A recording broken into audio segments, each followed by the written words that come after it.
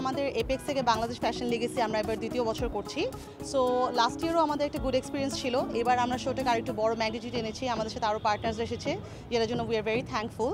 So আমরা সবসময় দেখে থাকি যে কোনো ফ্যাশন ব্র্যান্ড কিংবা কোনো কাপড় চোপড়ের যারা ব্র্যান্ড আছে, অ্যাপারেল লাইন আছে, তারাই সবসময় লঞ্চিং প্রোগ্রাম করে। So as a Bangladeshi, as a local brand, we take a lot of pride যে আমরা আমাদের ফুটওয়্যার যেটা নিয়ে এত কাজ করে যাচ্ছি সেটার লঞ্চিংয়ের জন্য কিংবা সেটার কালেকশন আনভেইলিংয়ের জন্য we want to start this trend.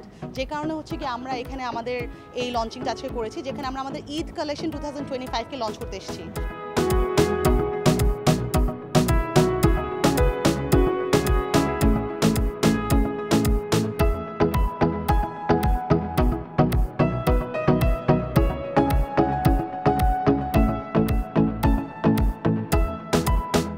আমরা আসলে একটা ব্রিজিং প্ল্যাটফর্ম হিসেবে কাজ করতে চাই, সেতুবন্ধ হিসেবে, যেখানে আমরা দেশীয় ফ্যাশনের সাথে গ্লোবাল ফ্যাশনকে নিয়ে আসতে চাই।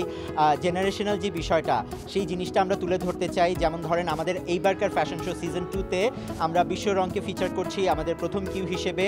বিশ্বরং হচ্ছে এই বছর 30 বছর পূর্তি সেলিব্রেট করছে। আবার একই সাথে আমরা এমন লাইফস্টাইল ব্র্যান্ড বা বুটিক ব্র্যান্ড সেলিব্রেট করছি যারা হচ্ছে 1 বছর হয়েছে মাত্র। সো আমরা এখানে আসলে বিভিন্ন ধরনের লাইফস্টাইলের, বিভিন্ন জেনারেশনের এবং বিভিন্ন ঘরানার যে ফ্যাশনগুলো আছে সেগুলোর সেতুবন্ধ হিসেবে কাজ করতে চাই।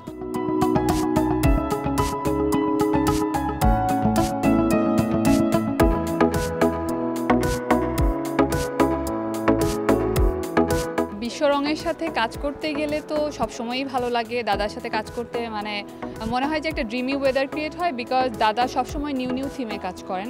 তো এবারের থিমটা হচ্ছে পেন্টিংয়ের একটা থিম, যেটার আগেই আমরা ফটোশ্যুট করেছি, ওইটার মডেল আমি ছিলাম। তো এবার হচ্ছে র্যাম্পে প্রথমে একটা ছোট স্টোরি থাকবে, একটা থিম ওয়ার্ক, ওইটারও নায়িকা আজকে আমি। খুবই গ্রেটফুল দাদা আমাকে এই ক্যারেক্টারটা দিয়েছেন। তো এই ছোট্ট নাটকটার পরে র্যাম্প শো স্টার্ট হবে, র্যাম্পেও আমি আছি।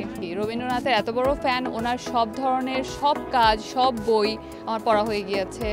ওনার দেয়া সব নাটক, সব কিছুতেই আমার মনে হয় যে একটা মোহ কাজ করে। আর উনি তো বিশ্বপ্রেমিক, সবার পছন্দ, সব মেয়েদের পছন্দ।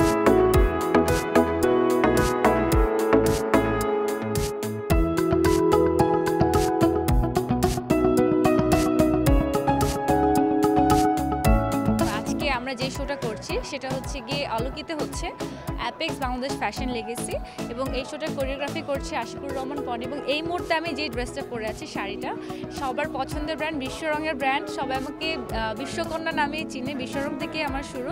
তো সেক্ষেত্রে আমি বলবো আসলে আমাদের ফ্যাশন ইন্ডাস্ট্রি বলেন কিংবা আপনি প্রত্যেকটা সেক্টরের কিন্তু প্রত্যেকটা কাজই হচ্ছে গিয়ে চ্যালেঞ্জের।